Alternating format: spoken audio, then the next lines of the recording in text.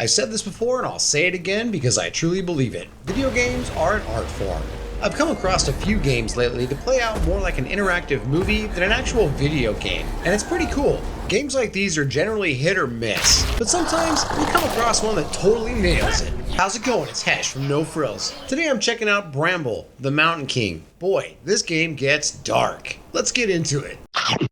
Before you even make it to the title screen on this one, it throws up the same warning that I did, and for good reason. I had seen this one pop up on my Switch some time ago, but I totally ignored it. It came across my Steam queue, so I figured I would check it out again. And holy crap, it is nothing like I had expected it to be. You can tell they spent a good amount of time polishing this one. It can go from downright gorgeous to utterly grotesque in the blink of an eye. They really put the grim in fairy tale here. Or should I say Scandinavian folklore. That's what all the stories are based on, and they are awesome. Super dark and totally twisted, the story will reveal more of itself to you as you read these little books you'll find along your way. You'll have to read some, but not all of them, even though I'd encourage you to do so. They're totally worth the read, and the narration is excellent. The game is completely linear and pretty much devoid of anything resembling combat, but that's alright, there's a couple environmental and other types of puzzles for you to do along the way. My only real sticking point has to do with the repetition of one of the puzzles. It has you creating a potion of sorts, and doing it the second time around, it just felt kinda tedious. Although there's nothing in the way of traditional combat, you've got this little magic crystal thing that you can use to kind of keep enemies at bay and use it to help clear some paths.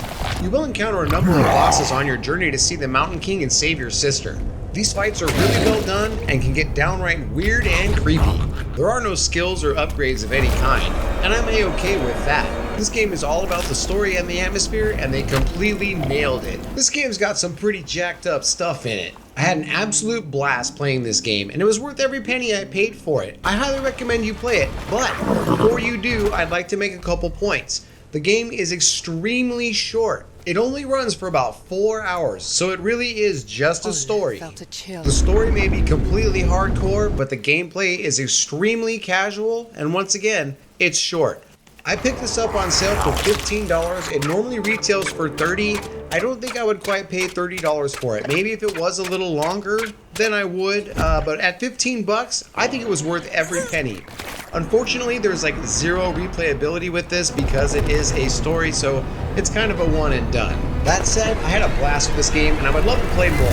It seems the developer, Dim Frost Studios, has now become a part of Maximum Entertainment, so I'm excited to see if they put out anything that's kind of like Bramble here. That about wraps it up. Thanks for hanging out with me, and as always, I appreciate you, and I'll see you on the next one. Play it. How's it going? It's Hesh. If you liked what you saw even a tiny bit, do me a favor, shoot me a like and a sub, and if you're feeling awfully generous, give me a share, man. I'd really appreciate it. Thanks.